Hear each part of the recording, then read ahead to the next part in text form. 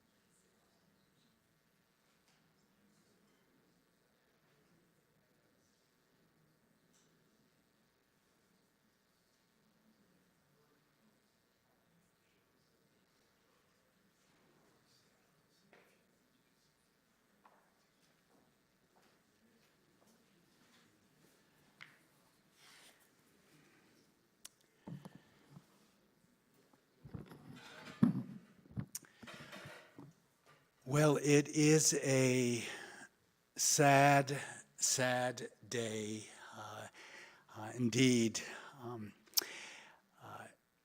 Yitzhak David, and I'll just say Yitzhak David. Some of you wonder, where's the Yitzhak coming? So maybe in the course of this service, you'll hear a little bit more about that. But as long as David struggled, there seemed like always was going to be another breath. He had so much drive to live, which just makes this moment that much more difficult. And it is a honor to be on the bema with my dear friend and colleague, Rabbi Shmuley Yanklowitz, a dear part of the Lieberman family and teacher, mentor, and friend to Yitzhak David Lieberman. And Shmuley, I would ask you to join me here. We are going to share some words from our tradition. Might come as a surprise to you, but we are not winging it up here. In fact, everything we're doing has David's fingerprints on it. Maybe we'll do something spontaneous, but not much. Shmuley, as Yitzhak David, wanted us just to hear the Hebrew from one of his soulmates, Rabbi Shmuley, and I'll make sure the English is not lost on anyone. לדוד, ברוך אדוני צורי, המלמד ידי לקרב, אצבעותי למלחמה, חסדי ומצדתי, משכבי ומלכתי לי, מגיני ובו חסיתי, הורד עמי תחתי. אדוני מה אדם ותדעהו, בן אנוש ותחשבהו, אדם להבל דמה. ימיו כצל עובר, אדוני הט שמך תרד. גע בהרים וישנו ברוך ברך ותפיצם שלח חפצך ותחומיהם שלח ידך ממרום פצעני והצילני ממים רבים מיד בני נכר אשר פיהם דיבר שווא וימינם ימין שקר אלוהים שיר חדש אשבירה לך בנבל אשור אזמורה לה הנותן תשועה למלאכים הפוצע את דוד עבדו מחרב רע ותאני והצילני מיד בני נכר, אשר פיהם דיבר שווא, ומינם ימין שקר, אשר בינינו קנטיים, מגודלים בנעוריהם בנותינו כזוויות, מהוטובות תבנית היכל, מזווינו מלאים מפיקים, מזן אל זן, צוננו מלאפית ומרובבות, והותרותינו, אלופינו מסובלים, אין פרץ ואין יוצאת, ואין צווחה ברחובותינו, עשירי העם שחד לו, אשרי העם שאדוני אלוהיו.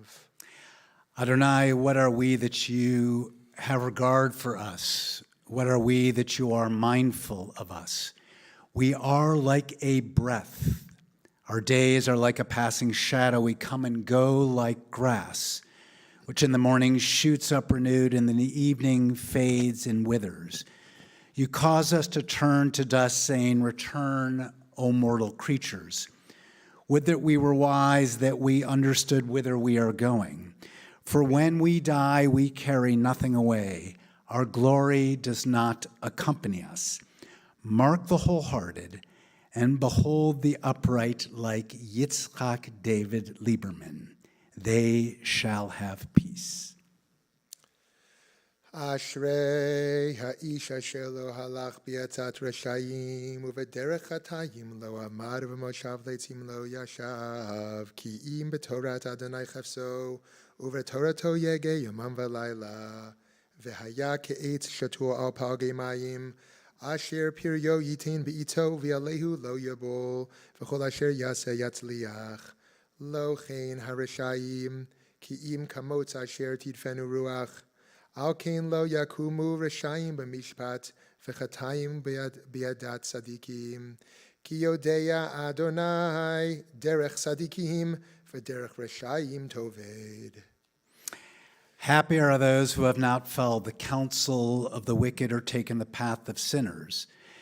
Rather, the teaching of God is their delight, and they study that teaching day and night. They, like David, are like a tree planted beside streams of water that yields its fruit in season, whose foliage never fades, and whose fruit always flourishes. מזמור לדוד, אדוני, מי יגור בהלך, מי ישכון בהר קדשך, הולך תמים ופועל צדק, ודובר אמת בלבבו, לא רגל על לשונו, לא עשה לרעהו רעה, וחפדן לא נשא על קרובו. נבזה בעיניו נמאס, וית ירא אדוני יכבד, נשבע לרעב ולא ימיר, כספו לא נתן בנשך, ושוחד על נקי לא לקח, עשה אלה לא ימות לעולם. The psalmist asks Adonai, who may abide in your house, who may dwell in your holy mountain. And then they answer, those like Yitzchak David, who are upright, who do justly, who speak the truth within their hearts, who do not slander others or wrong them or bring shame upon them, who scorn the lawless but honor those who revere God. And Martha, hear this, who give their word and come what may, do not retract, who do not exploit others, who do not take bribes. Those who live in this way shall never be shaken. מזמור לדוד, אדוני רואי לו אחסר, בינו דשא ירביצני, על מי מנוחות ינהלני. אי נפשי יש אויביו, ינחני במעגלי צדק, או למען שמו.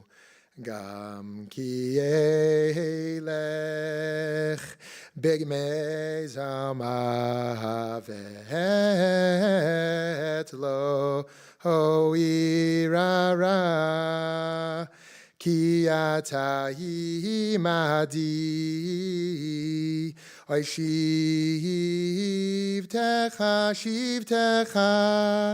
umishantecha. Oy shivtecha, umishantecha. Oy heima yenachamuni. Oy taharoich lefanai shochan, taharoich lefanai shochan. Oy taharoch lefanai shochan, neged sureirai. Oy dihi shanta b'shemen roishi, dishanta b'shemen roishi. Oy dihi shanta b'shemen roishi, oy kaise revaya, oy ach tov v'chesed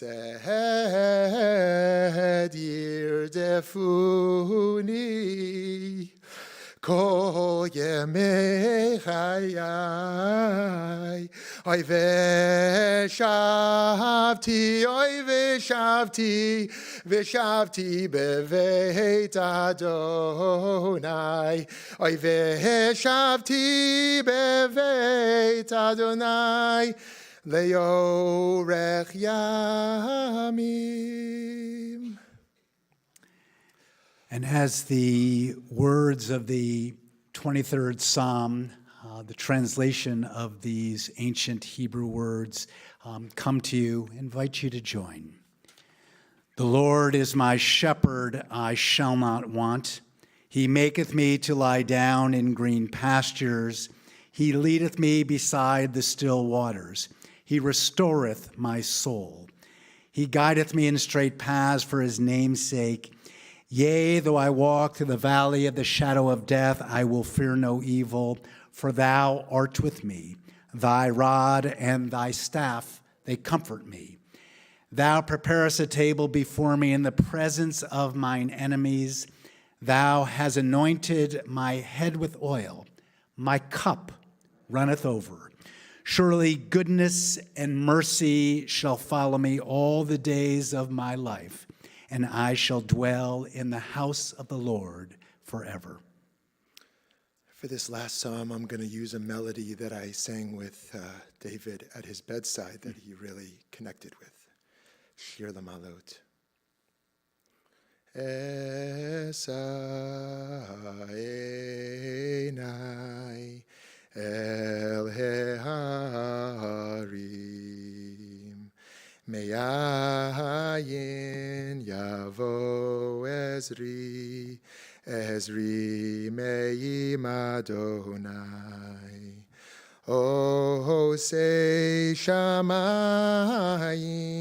v'haaretz, al yitein lamut raglecha, al yanum shomrecha.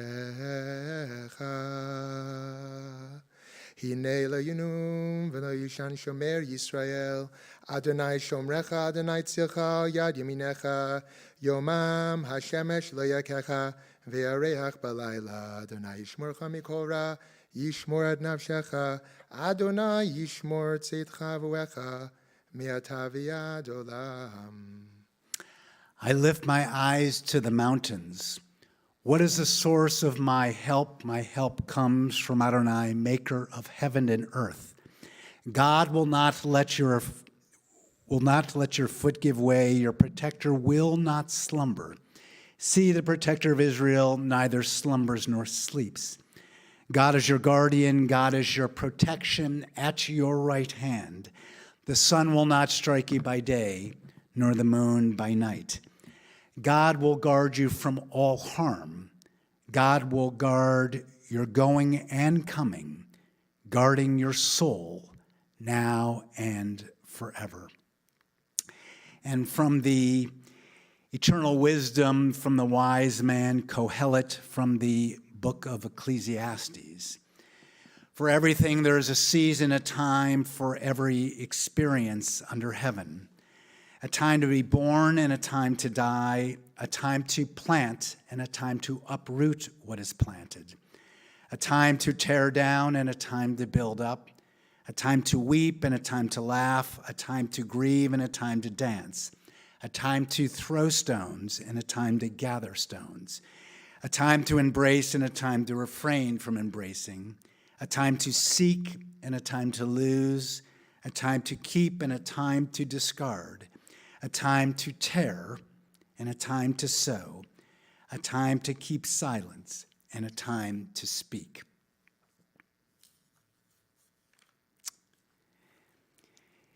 In the rising of the sun and in its going down, we remember Yitzhak David Lieberman. In the blowing of the wind and in the chill of winter, we remember him. In the opening of buds and in the rebirth of spring, we remember him. In the rustling of leaves and the beauty of autumn, we remember him. In the beginning of the year and when it ends, we remember him. When we are weary and in need of strength, we remember him. When we are lost and sick at heart, we remember him. When we have joys we yearn to share, we remember him. So long as we live, so too shall David live, for he is a part of us as we remember him.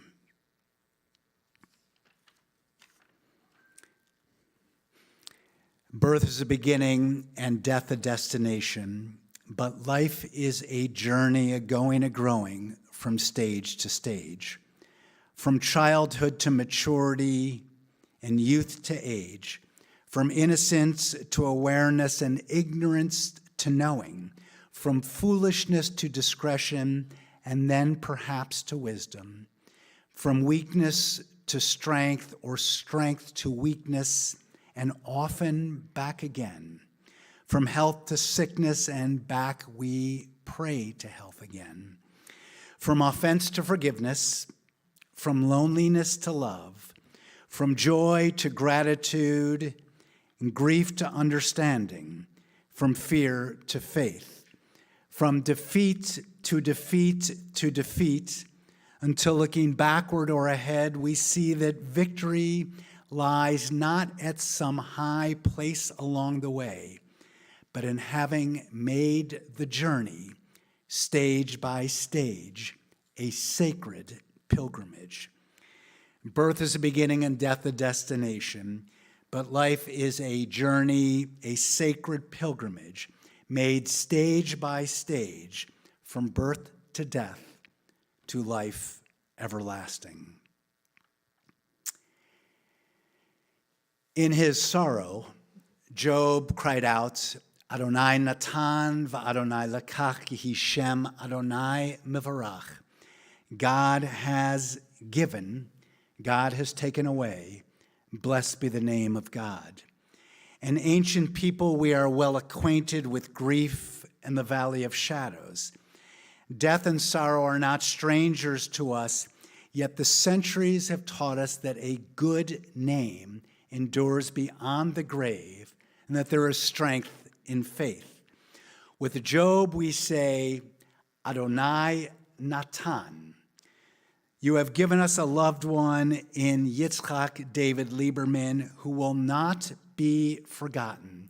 For all that was good and enduring in his life, we offer the deepest thanks of our hearts.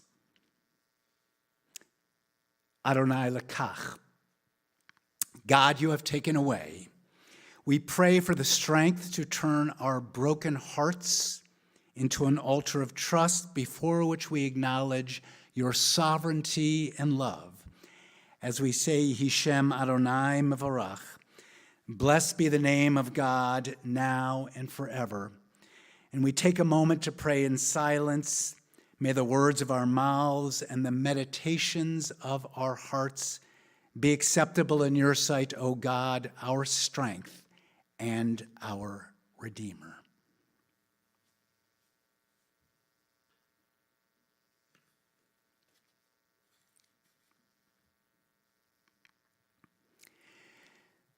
So I will invite first to speak Martha.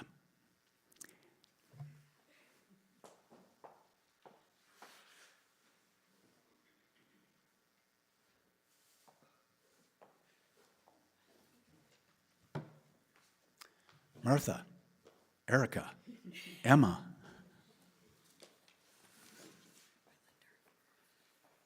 Where's Erica? Those of you who know our family know that we are a unit and we're pretty much all together everywhere. Okay.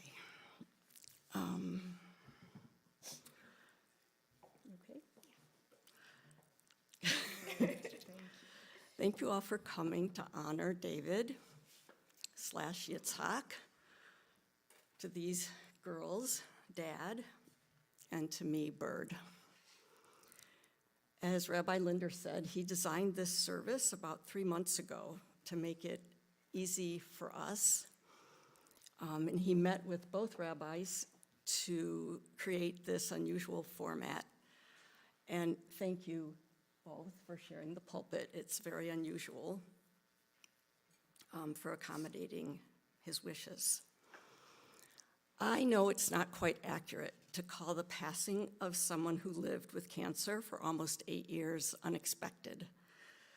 Still, it feels unexpected and unimaginable to us. He did everything in his power to heal. He was waiting and hoping the next thing would come along and work wonders. He remained optimistic and forged ahead with strength and hope. He never complained, never Googled ever his diagnosis or the predicted outcomes. For 3 years, an immunotherapy drug gave him the miracle we hoped. Dr. Gordon, thank you for those 3 years. They were really important to him. Can you get me a glass of water, please?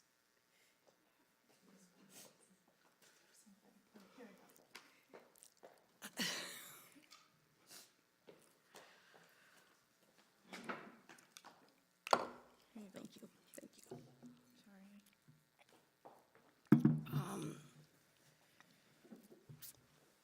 I don't think a lot of you know the journey that he was on the last 5 or 6 years. During COVID, he was able to complete a book that he started in 2017. And in the summer of 2022, right when he learned that his cancer had returned, he found out that his manuscript had been accepted, in his words, by a real publisher. He was really so proud of that, and I remember exactly where we were sitting when he found out. He didn't want to self-publish, in his mind doing so would lessen the credibility of his thoughts and insights. The first seeds for that book were planted in 1975, when David started meditating and walking down his spiritual path. And his book is dedicated to that teacher, Maharishi Mahesh Yogi. As he wrote, "To my teacher who awakened my Jewish soul and provided the roadmap to guide me through the richness of our Jewish texts."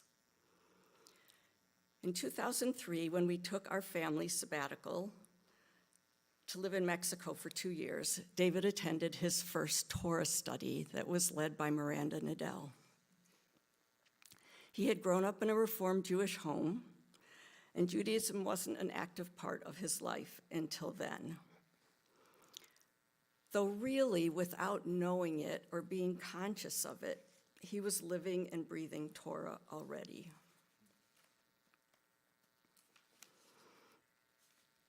Of loving God and living a life of performing mitzvahs were part of his being day in and day out.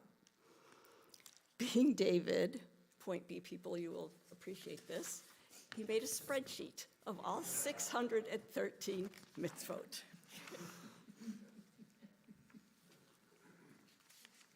I don't have them all printed. It was going to be 34 pages. I understand.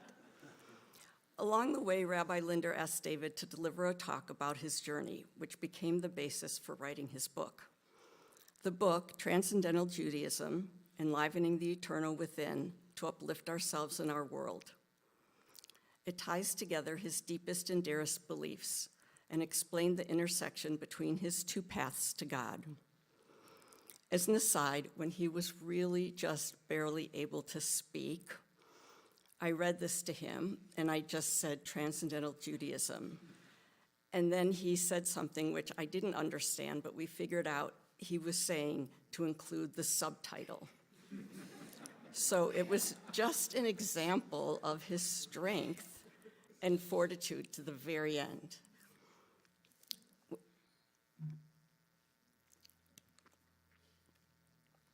When we returned to Arizona, he continued his weekly Torah study every Saturday here at Solel with Rabbi Linder and Rabbi Steele. And very recently, he connected with a group in Iowa who have promised to spread the message of his book along with Rabbi Shmuley. It was always his dream to do a book tour, to visit synagogues, visit bookstores, and share his ideas. But because of his ongoing treatments and COVID and then declining health, that dream didn't come to fruition. Just a few weeks ago, again, just to show his resolve and his strength, he sat down to write the preface to his second book. When it was time to put his writing into action, he became involved in Valley Beit Midrash, a not-for-profit organization that I'm guessing Shmuley will talk about. Okay, as Jay said, the most important thing in his life was raising our two children. If you know them, Erica and Emma are amazing people and will carry so much of his wisdom, values, and love forward. When he talked about leaving us in these last few months, he cried, and many of those tears were tears of sadness, but also how much joy that our family brought to him. And all he really wanted was more time with his family, and he wanted to see their lives unfold and what experiences they were going to have.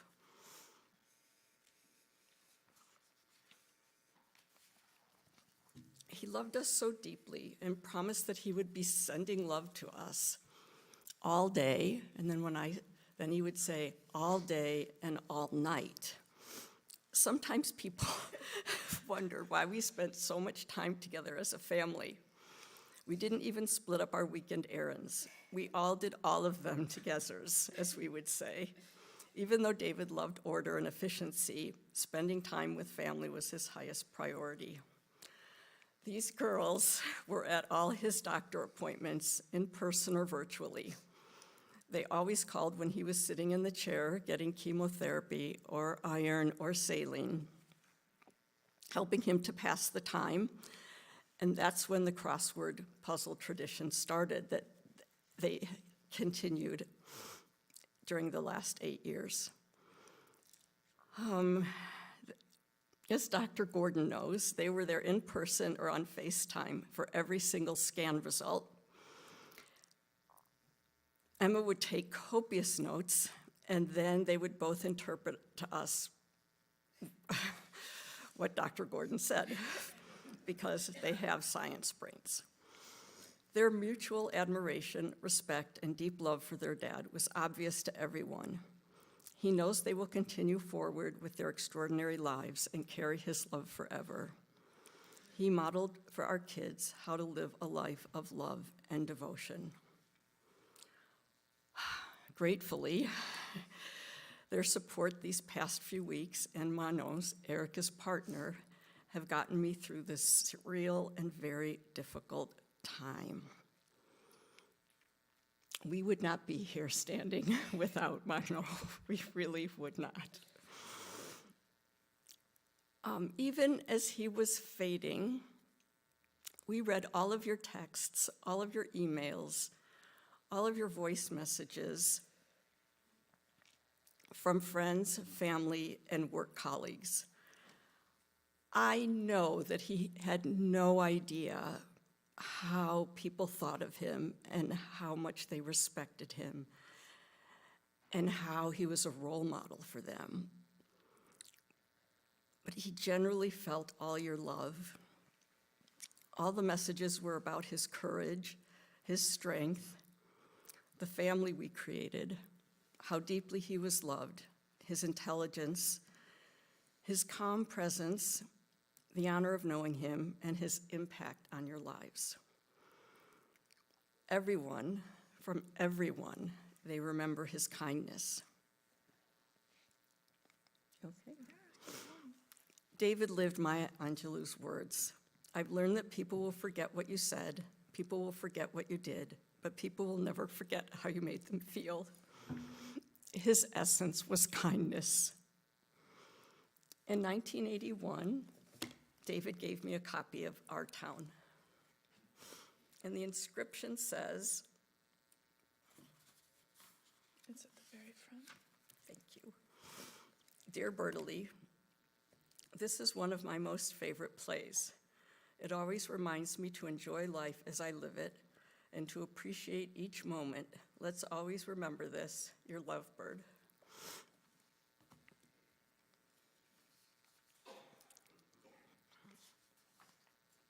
Here's what I know to be true.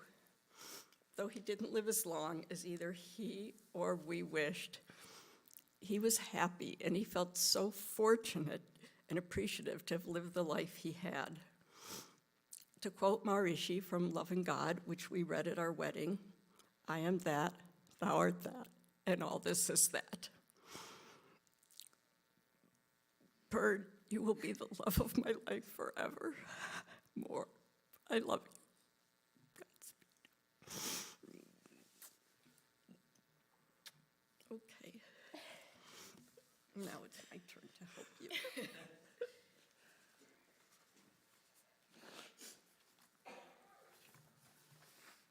You can be here. Our parents started a tradition when Emma and I were younger. Before going to bed, they would have the fortunate talk with us.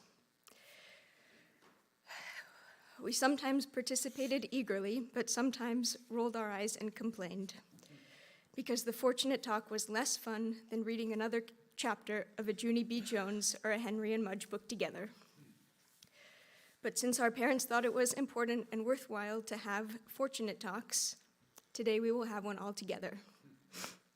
Here's how it always started. We are very fortunate.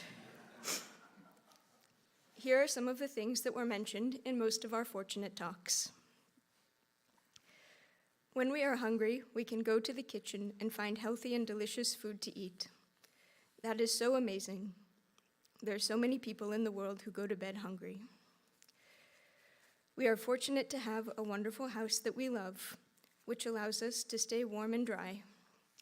There are so many people who don't have somewhere comfortable to go when it's raining outside. We are fortunate to have a washer and dryer in the house. This was a big one for our dad. We are fortunate to have a big backyard where you can climb trees and play. There are so many people who don't have the space to play outside or aren't even safe outside. Here are some other things that I'm feeling very fortunate for today. We are fortunate to have you all here with us. There are so many people who feel lonely, and you are helping us to feel less lonely when we miss our dad so much. We are fortunate that for 33 and 24 years, we had our dad as a role model of a parent. He was a loving, present, honest, and wise parent who knew when to get involved and give us advice and when to hold back and let us make our own life decisions. His goal was not to hold us close. It was to prepare us to be, in his words, launched. When I wanted to take a gap year from college to join the circus, he offered only a minor recommendation, sending me a simple letter before I left. It said, "Erica dear, it would behoove you to complete your engineering degree at some point." We are fortunate that we never had to wonder whether our dad was proud of us because he told us so all the time. We are fortunate for the example he set for us as a spouse. He loved, supported, and admired our mom so much. In the last few weeks of his life, he told Manon and Emma and me, "It is unbelievable how much your mother does."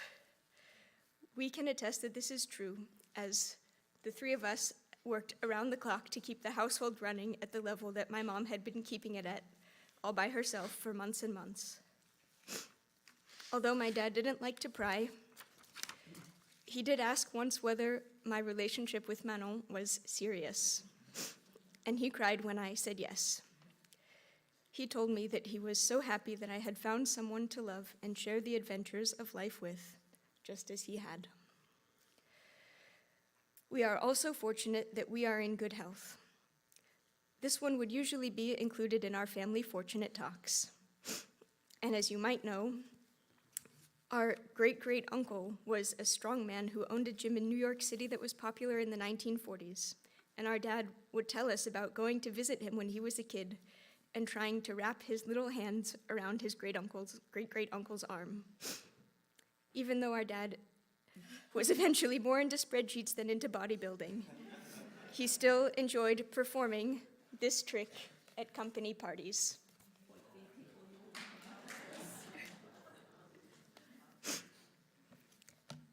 When my dad became sick, this part of the fortunate talk evolved to, we are fortunate to have doctors and nurses who take good care of us. He never complained or said he was not fortunate. He was always grateful for whatever remained of his health, even as it diminished. We are very fortunate for each moment that we live free from pain, free from anxiety for the result of a medical test, and free from worry about the suffering of a loved one.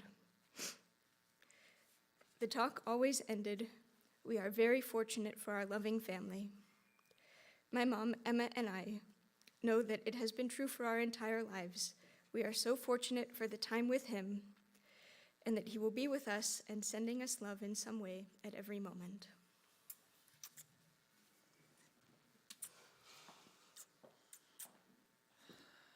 Okay.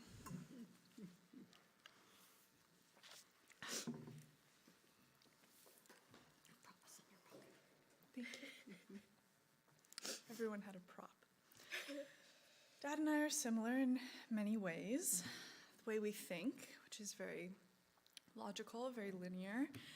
In our humor, where usually I make the joke first and then I get credit for all the good ones. And people say we look alike in our faces, especially when I had my old glasses. And in our energy, we both are homebodies and we like to stay at home and spend loving time together. And it seems like we were always paired together. So it's always been Mom and Erica, Dad and Emma.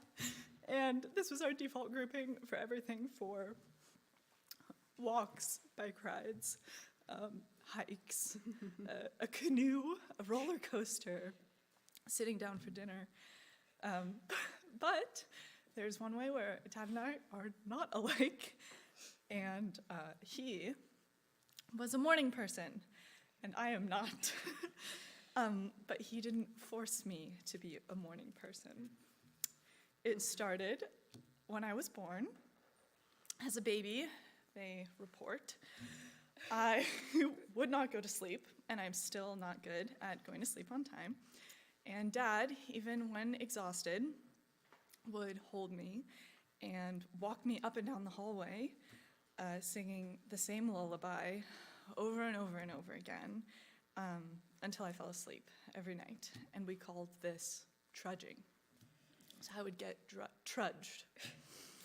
And then when I was like 6 or 7, I would procrastinate going to bed like no one has ever seen. And so Dad and I would have a game where he would assign me individual tasks to get ready. Your next mission, he would say, is to go put on your PJs. And I would say, yes, sir. And then I would go and I would change and I would come back for my next task, brushing your teeth or whatever. And then in middle or high school, Mom or Dad would make my breakfast every morning, and especially senior year of high school when I started driving myself to school. Dad would have my breakfast ready to go in the kitchen for me to eat in the car on the way to school. It was one cinnamon raisin muffin, cut in half, toasted, one half with peanut butter, one half with almond butter, some fruit, an orange, some grapes, and then, a glass of milk or a smoothie or something. And keep in mind, this is 2017, 2018, right after he'd been diagnosed and he was going through his first round of treatments, but he was still awake and up and had my breakfast ready because he knew that I would not wake up earlier to eat in time, and he wanted me to have breakfast. And I had a curfew in high school, but it was past both of their bedtimes, which means it was later than 9 p.m. And so we had a system where I would come home and I would let myself into their room and I would tape this Post-it note up on the wall next to him. That used to be purple. And next time he woke up, he would know that I was home safely. And at the end of the summer last year, I was living at home just before I left for my grad program. And Mom and Dad would have their own morning routine where Mom would wake up and make first breakfast at 7 a.m. And then I would wake up and get ready and hang out. And by the time I was hungry for my breakfast, it was like 10, and I would make Dad's second breakfast. So our contrasting personalities worked out. And then at night, I was in charge of the night shift, and so it came full circle, and I would tuck him in, well, both of you in, into bed at 8:30, and I would stay and I would give him head pets, which I guess was my version of trudging. Last week, when he was home on hospice, I was sleeping in their room so that I would be available to help him in the middle of the night. Again, night shift. And he woke up at 3:30 in the morning, and I offered him a pain med. I thought that woke him up. And he said, well, I should take my early morning medication first so that I'm ready in time for breakfast, because he had to take one med 30 minutes before eating. And he said, what time does breakfast start, 5:30? And I said, no, breakfast starts at 7. And he said, 7? Who sleeps that late? And I said, I do. And so then he said, well, okay, and went back to bed until an appropriate hour. And then I was up for an hour writing this speech. So I like most of these stories because they're pretty ordinary, and they illustrate 3 aspects of who Dad was as a person every single day. First, he values good sleep. 2, he's incredibly loving. And 3, he always supports us and lets us be ourselves. Dad loved to be helpful and considerate, especially for his loving family. And this is one of the values that I learned from him that I am absolutely the most proud of.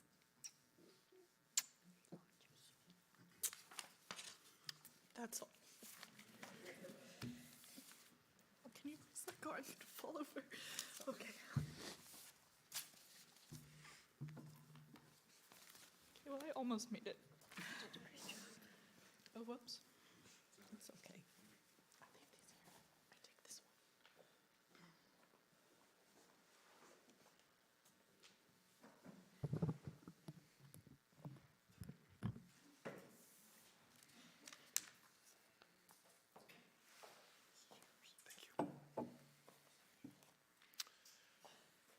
The Talmud tells the story of a pardes, where 4 sages went into a mystical spiritual experience, and they all had 4 very different psychological reactions. First, Ben Zoma looked at what others had not seen and lost his sanity. Ben Azai, secondly, looked and left the world. Thirdly, Elisha looked and became destructive. And finally, Rabbi Akiva looked and came out in peace. Yitzchak, David, Ben Elizabeth for Julie, and David. David went deep into the mystical experience, experientially and intellectually, but it didn't move him into religious fundamentalism or extremism. He remained deeply balanced. It didn't take him out of this world. He remained deeply committed to his daily tasks and people. It didn't make him look down upon others or become destructive in other ways. Rather, he was like Rabbi Akiva, and he came out in peace, b'shalom.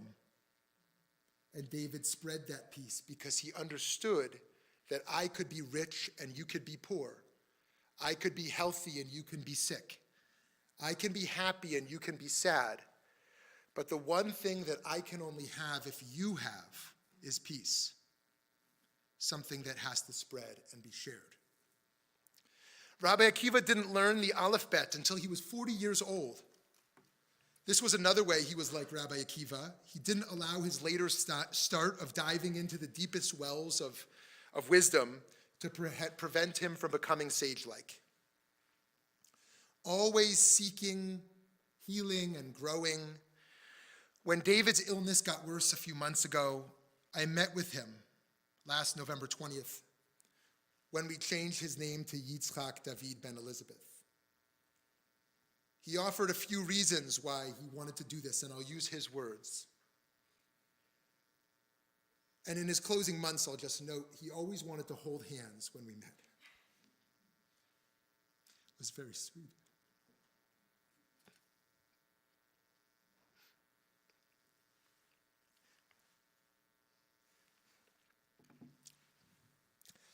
He said, Jewish tradition teaches that if there's a decree on a person's death due to an illness, a name change can mitigate that decree. He said, Yitzchak means laughter. I can always use more laughter and levity in my life. The sages say Judaism is a religion of joy, and I've certainly been missing out on that.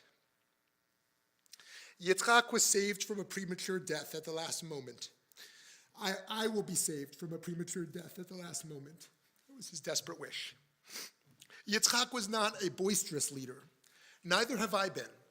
Yitzchak worked tirelessly in the background to keep the wheels of life turning. When the Philistines filled the wells Abraham had dug, Yitzchak cleared them out. Yitzchak was a quiet and introspective man. Now is the time for me to dive deeper and to focus on my health and my desires coming to fruition. After the Akedah, the binding of Yitzchak by his father as a sacrifice to God, God pronounced that child sacrifices should no longer be practiced. They were not acceptable to God. Yitzchak's experience was a turning point in our evolution of consciousness. I humbly ask God to give me the time to contribute to the evolution of our consciousness through my continued work on transcendental Judaism. And lastly, Yitzchak was one of Judaism's three patriarchs. By aligning and invoking my name with his, I'm elevating my soul, my power, and my agency to create for myself a life of great strength and purpose. Now, just to note, with this name change, I want to invite friends, with the family's permission, to refer to Yitzchak as you knew him and as you are comfortable. If you embraced Yitzchak, he's Yitzchak, or some of you called him Yitz. If you know him as David, he's David. And most important is to keep your authentic connection.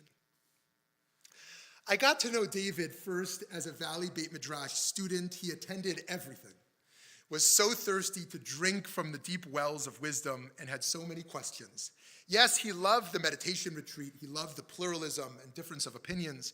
He loved the social action and training the next generation of young leaders. But he loved the learning the most and was always ready to jump in without taking up too much space. He took it further and joined the VBM board, but he wasn't a passive attendee.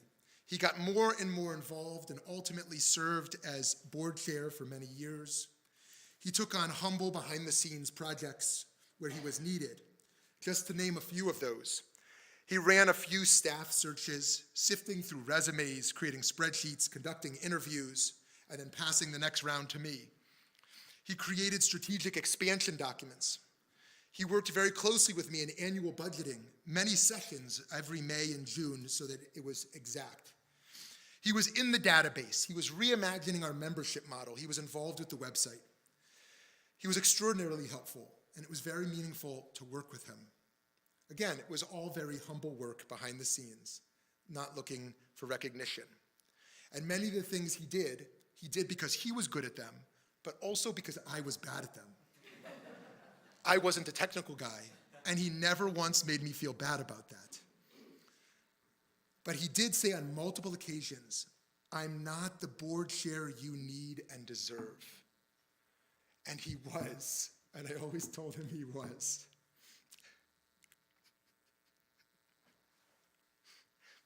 Just like his predecessors here, Mark Feldman was the board chair we needed. Stan Hammerman was the board chair we needed. David was who we needed. We 98% of the time agreed. But the 2% of the times we didn't, and they were robust disagreements, he always remained so respectful and in the dialogue together. He was such a close partner in building our learning and action movement, was brilliant, strategic, and collaborative, deeply morally conscientious. Again, work that nobody else saw. He loved joining the learning sessions for years, and as was shared, continued to immerse and refine his ideas for his book, Transcendental Judaism, enlivening the eternal within to uplift ourselves in our world. I just bought 20 more copies yesterday, and I hope if you're at the Shiva that you'll take one home if you don't have it yet. He loved God, not as a theological belief, but as a lived reality, what he would call the Ein Sof, the infinite. He felt the language of God was dead, and he felt we could all unite with the divine if we immerse in these spiritual practices. We often met in Starbucks, and he was pushing so hard that we go national a few years ago instead of local. And I kept saying, "Why are you pushing so hard to go national?" And he said, "If we don't go national, I can't keep you here." And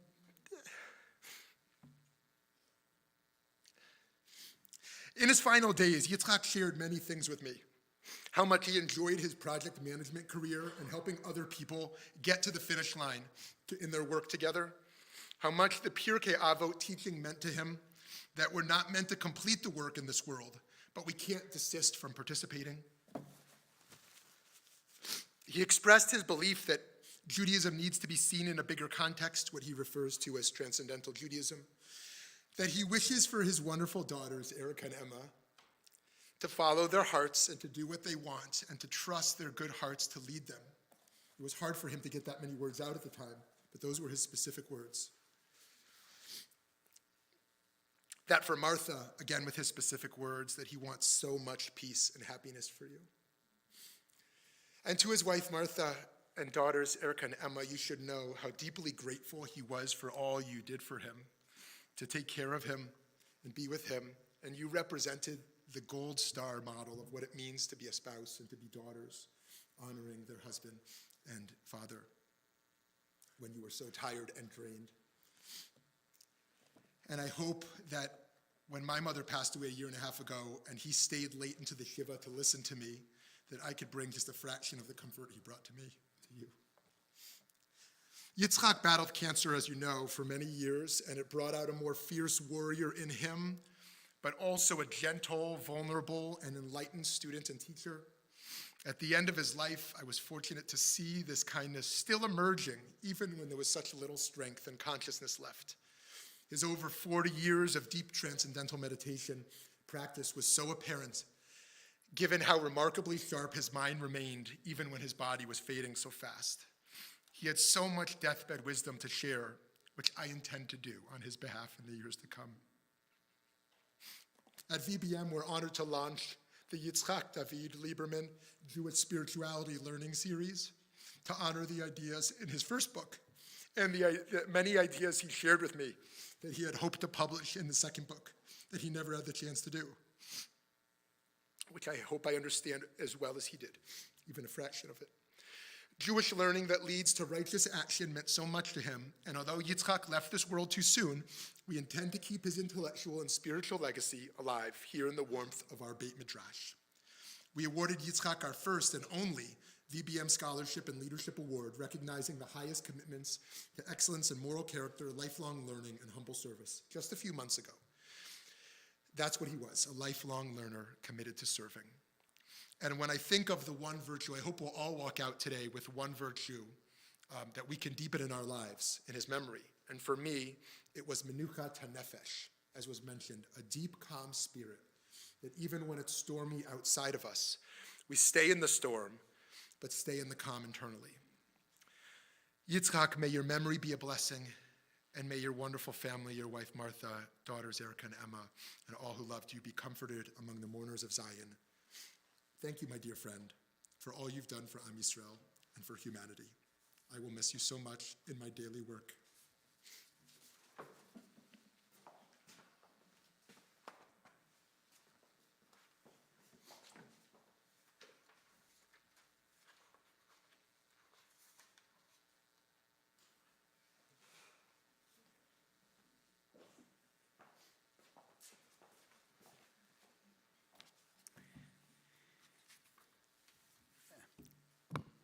So quite honestly, I did have a few words that I was going to share, and I think this is the perfect time to say amen, Rabbi Shmuley, to what you said, and Martha and Erica and Emma, and just to say that Yitzchak David Lieberman leaves behind the imperishable crown of a Shem Tov, of a good name. He will be deeply, deeply missed and never, never forgotten. Would like to invite up a dear, dear friend of the family, Susan Colin, cantorial soloist Susan Colin, to chant the words of El Maleh Rachamim, the memorial prayer, and would ask you to rise, please.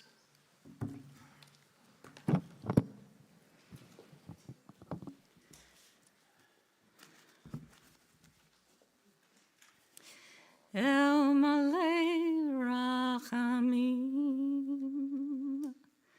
Shochein Bamromim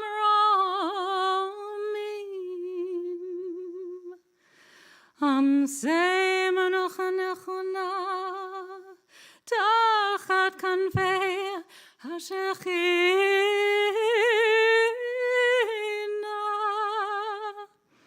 B'malut Kedoshim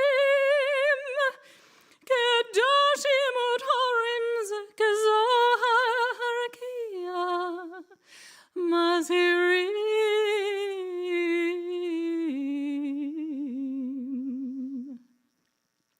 Et Nishmat Yitzchak David Ben Elizabeth Vigilian Shehalach Leolamo Began Eden Tehei Menuchato Anaba'al Harachamim Anaba'al Harachamim Yastirehu Beseter Kanafav Leolamim Utzror B'tzror HaChaim Et Nishmato Adonai Hu Nachalato Vayanuach B'Shalom Al Mishkavo Venomar Amen. Compassionate God, eternal Spirit of the universe, grant perfect rest in your sheltering presence to Yitzchak David Lieberman, who has entered eternity. O God of mercy, let him find refuge in your eternal presence, and let his sweet soul be bound up in the bond of everlasting life. God is his inheritance. May he rest in peace as we say together. Amen. So before the mourner's Kaddish, a beautiful, beautiful translation of the from the poet Chana Senesh, Yesh Kochavim, there are stars. There are stars up above, so far away we only see their light long, long after the star itself is gone. And so it is with people that we loved. Their memories keep shining ever brightly, though their time with us is done. But the stars that light up the darkest night, these are the lights that guide us as we live our days. These are the ways we remember.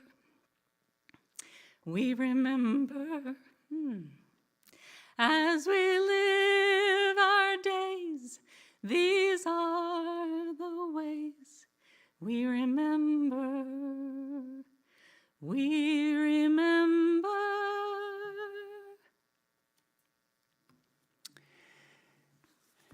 And we support the family and all who are mourning with the words of the mourner's Kaddish. Yitgadal v'yitgadash shemei Rabbah, be'alma divrach chiruteh v'yamlich malchuteh, b'chayechon uvyomechon u'chayrecho Beit Yisrael, ba'agala u'vizman kari v'imru. Amen. Yehei shmei Rabbah mevorach le'olam u'lamei almaya. Yitbarach v'yishtabach v'yitpa'ar v'yitromam v'yitnaseh. V'yitadar v'yitaleh v'yitalal shmei dikudsha barichu.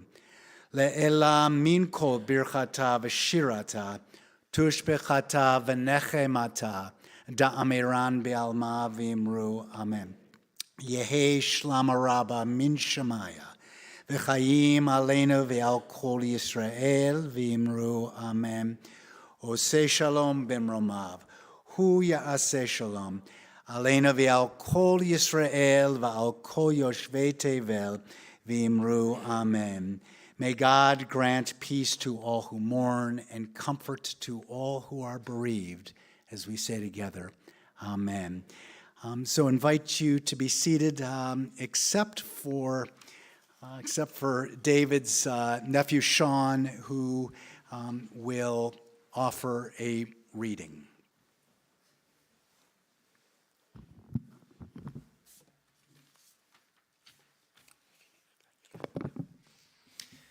Good morning. My name is Sean Gagan. I'm David's nephew. My mother's his sister, Ellen. We've spoken a lot about names this morning, and David take the name Yitzhak ben Elizabeth. Elizabeth is my grandmother, his mother. Emma told me recently that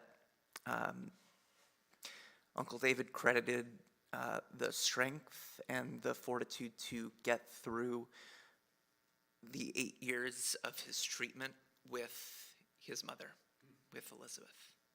And so I am thinking of her. I'm thinking of her husband, my grandfather, Julian, and our family.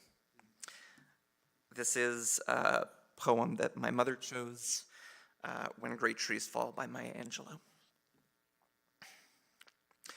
When great trees fall, rocks on distant hills shudder. Lions hunker down in tall grasses, and even elephants lumber after safety. When great trees fall in forests, small things recoil into silence, their senses eroded by fear, beyond fear. When great souls die, the air around us becomes light, rare, sterile. We breathe briefly. Our eyes briefly see with a hurtful clarity.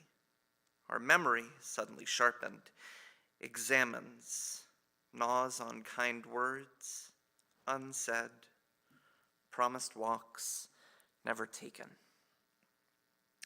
Great souls die, and our reality, bound to them, takes leave of us.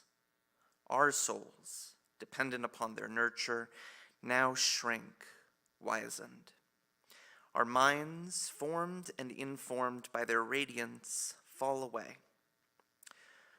We are not so much maddened as reduced to the unutterable ignorance of dark, cold caves. And when great souls die, after a period, peace blooms. Slowly, and always irregularly, spaces fill with a kind of soothing electric vibration. Our senses restored, never to be the same, whisper to us. They existed. They existed. We can be, and be better, for they existed. May his memory be a blessing. Amen.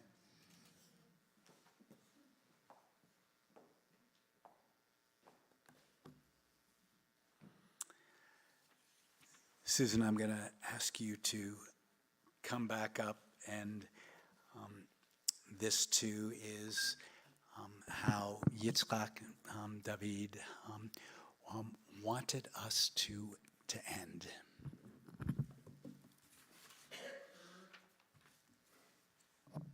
The Hebrew lechilach is translated as go for yourself. Lechilach can also be understood as saying go into yourself. In other words, find yourself within your journey that you are meant to have. This text is from Genesis. And if you know it, of course, please sing along. Lechilach, to a land that I will show you. Lech lecha, to a place you do not know. Lechilach, on your journey I will bless you, and you shall be a blessing. You shall be a blessing. You shall be a blessing. Lechilach. Oh. Lechilach. And I shall make your name great. Lech lecha, and all shall praise your name. Lechilach, to the place that I will show you, and you shall be a blessing. You shall be a blessing. You shall be a blessing, Lechilach, and you shall be a blessing. You shall be a blessing. You shall be a blessing, Lechilach.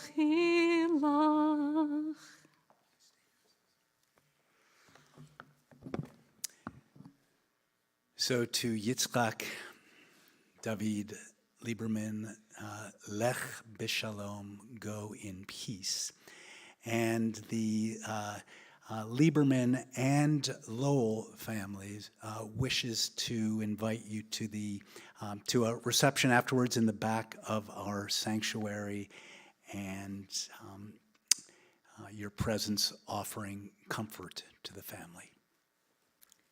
And gonna actually ask Martha, Erica Emmon, Mano, Sean Allen, for you to be the first to go out, and we will follow you.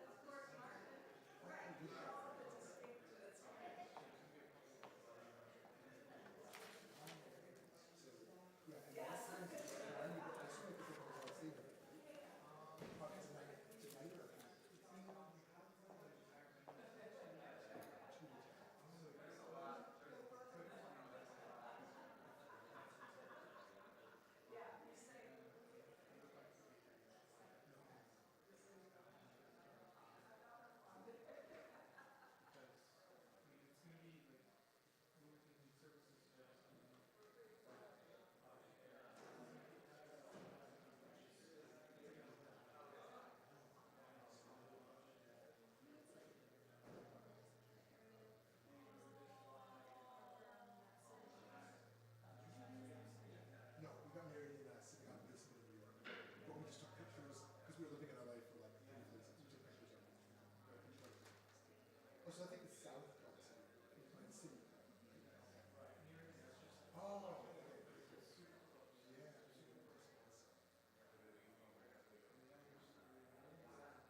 Okay, well, reach out whenever you're ready for like you want to start pictures.